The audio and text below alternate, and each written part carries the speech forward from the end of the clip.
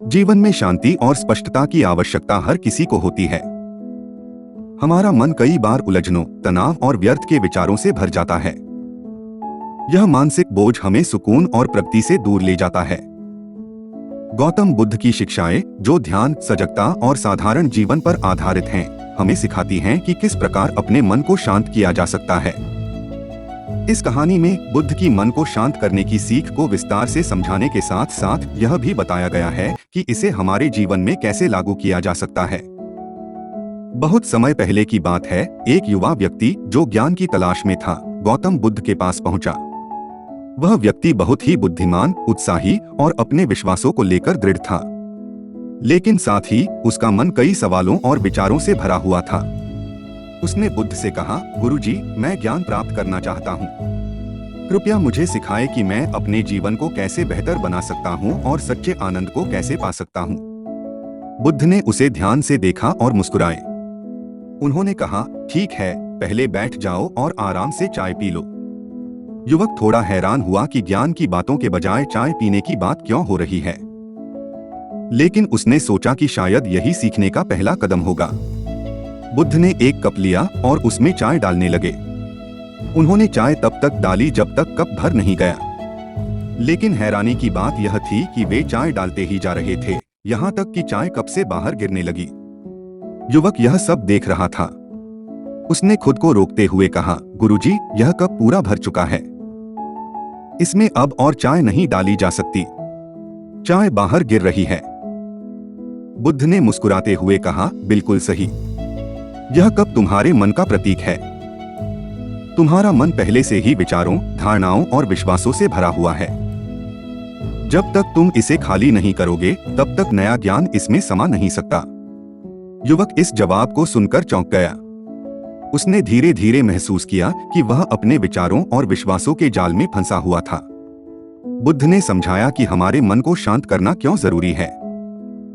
उन्होंने कहा, अगर तुम्हारा मन व्यस्त है तो वह नए विचारों और संभावनाओं को समझ नहीं सकता। एक भरा हुआ मन जीवन में स्पष्टता और शांति पाने में बाधा बनता है। जैसे एक भरे हुए कप में और चाय नहीं डाली जा सकती, वैसे ही एक भरे हुए मन में नया ज्ञान या अनुभव नहीं समा सकता। उन्होंने यह भी कहा कि मन को शांत करने के लिए हमें कई आदतों और धारणाओं को छोड़ना होगा जो हमारे विकास में बाधा डालती हैं। बुद्ध ने बताया कि सबसे पहले हमें पुराने और अनावश्यक विचारों को छोड़ने का अभ्यास करना चाहिए। कई बार हम अपने अतीत की गलतियों या भविष्य की चिंताओं में उलझे रहते हैं।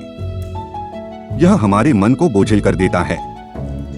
उन्होंने कहा, जो बीत चुका है उसे छोड़ दो, जो आने वाला है उसकी चिंता मत करो, केवल वर्तमान में जियो। युवक ने पूछा, लेकिन गुरुजी, यह कैसे संभव है? बीते हुए पल बार बार मन में आते हैं। बुद्ध ने मुस्कुराते हुए उत्तर दिया, ध्यान के माध्यम से। ध्यान मन को वर्तमान में लाने का सबसे सरल तरीका है। बुद्ध ने युवक को ध्यान का महत्व समझाया। उन्होंने कहा, ध्यान का अर्थ है अपने विचारों को बिना किसी निर्णय के देखना, उन्हें आने और जाने देना। धीरे धीरे तुम्हारा मन शांत और खाली हो जाएगा। उन्होंने एक सरल ध्यान विधि सिखाई। आरामदायक स्थिति में बैठो, अपनी सांसों पर ध्यान केंद्रित करो। जब कोई विचार आए, उसे पकड़ने की कोशिश न करो, उसे बहने दो। सांसों की लय पर वापस आ जाओ। युवक ने इसे आजमाया और पाया कि उसका मन धीरे धीरे शांत हो रहा है। बुद्ध ने समझाया कि मन को खाली करने के लिए जीवन को सरल बनाना भी जरूरी है। उन्होंने कहा, साधारण जीवन ही सच्चा सुख है। जब तुम भौतिक चीजों और अनावश्यक इच्छाओं से खुद को मुक्त करोगे तो तुम्हारा मन हल्का और शांत हो जाएगा। बुद्ध ने युवक से कहा, अतीत और भविष्य केवल तुम्हारे विचारों में हैं। सच्चा जीवन केवल वर्तमान में है।